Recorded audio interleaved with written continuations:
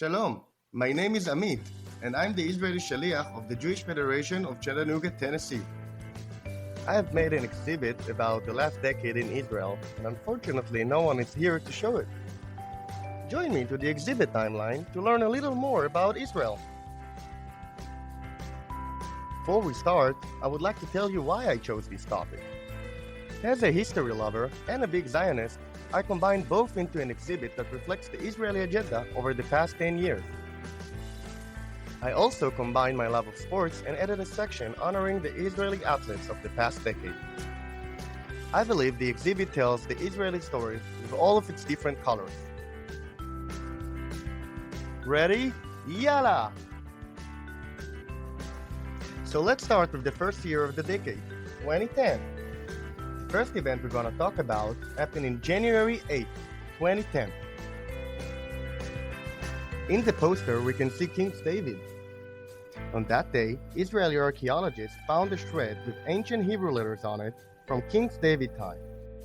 This is a big breakthrough in biblical studies in Israel.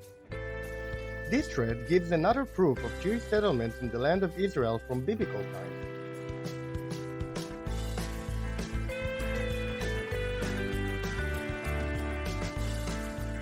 Next event on our timeline is the assassination of Muhammad Mabhouh by the Israeli Mossad. Mabhouh was the head of the military wing of Hamas. He was wanted by the Israeli government for the kidnapping and murder of two Israeli soldiers back in 1989. He was assassinated in his hotel room by two tennis players with German passports who vanished from Dubai right after.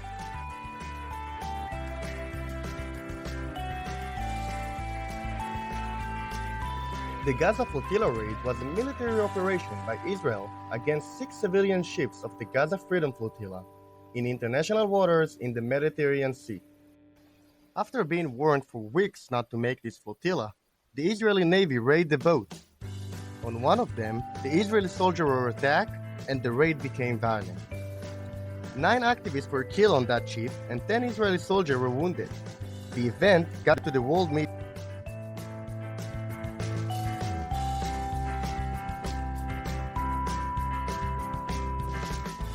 The year ended with a deadly forest fire on the Carmel Mountain. This was the deadliest fire in Israel history. The fire claimed 44 lives. Most of them were Israeli prison service officer cadets. Chief of Haifa Police and 2 other senior officers also died in that fire. May their soul rest in peace.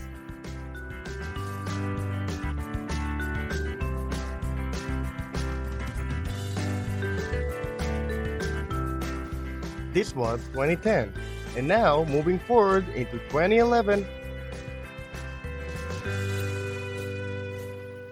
First story of the year is about Anat Kam. Kam is a former soldier in the intelligence department of the IDF and leaked thousands of classified documents to our Aretz newspaper. On these acts, Kam was later on convicted of providing confidential information without authorization. She was sentenced to 4.5 years in prison and released after 26 months.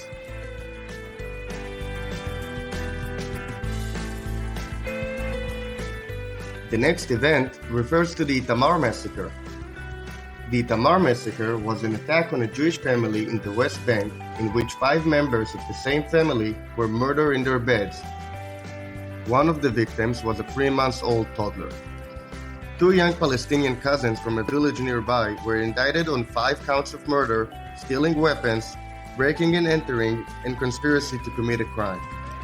They were sentenced to 132 years in prison.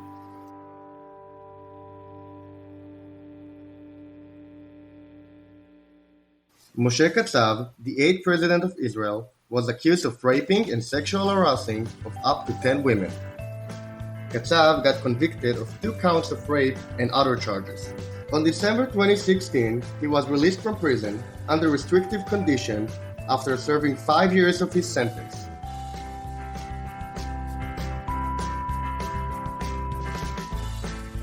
The biggest social protest in Israel history. It all began when a young woman named Daphne Leaf decided to live in a tent in the middle of Tel Aviv as a protest against the high rent of housing in Israel. More and more tents appeared because of her action until it became a national protest.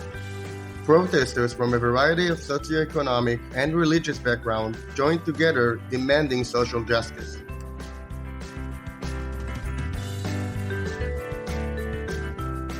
The Jerusalem Light Train is one of the biggest projects done in Israel this last decade. Currently, there is only one line operating in the city, with 23 stations and almost 9 miles length. 2 more lines were already designed and approved and will operate in the near future.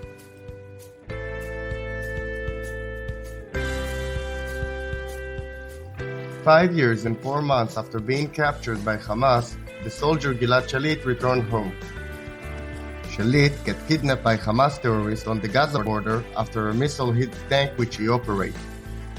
To bring Shalit back, the Israeli government made a deal with Hamas and released more than 1,000 terrorists from the Israeli prison.